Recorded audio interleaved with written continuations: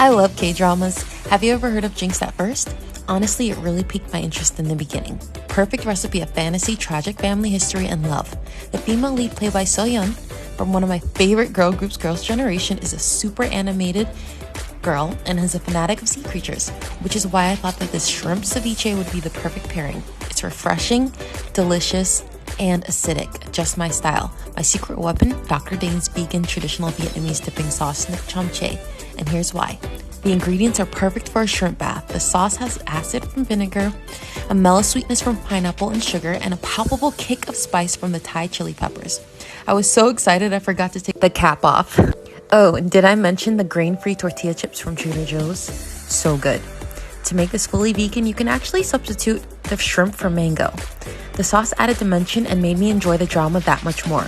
Now, to be honest, I stopped watching after episode 8. Should I continue?